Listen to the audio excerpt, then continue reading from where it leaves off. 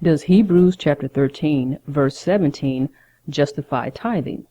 That's the question, and here's a brief answer. One of our visitors asked whether Hebrews chapter 13, verse 17 can be used to justify tithing.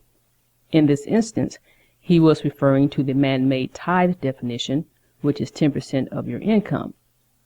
The language of the verse seems to suggest believers should obey their religious leaders in all matters. What we discover in our study of the text is that Hebrews 13:17 can't be used as a basis for justifying tithing.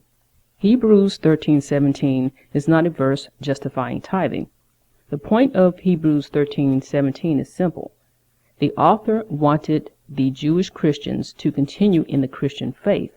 He didn't want them to lose hope in the midst of persecution. Also, he didn't want them returning to sacrificial or ceremonial rituals of the Mosaic law, such as tithing. Instead, he encourages them to obey the instructions of their teachers, that is, to follow, listen, imitate, or comply with their teachers. The teacher's role was to instruct Hebrews on how to live as Christians under the new covenant.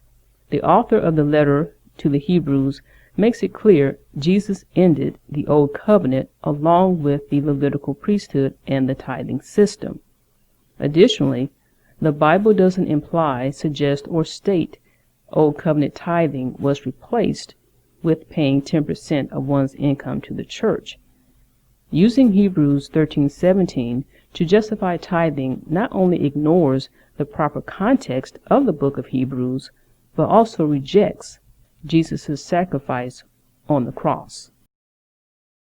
For a more in-depth answer to this question, please visit tithinghoax.com. It's the #1 resource for Christians seeking Bible-based answers to their questions about the tithe.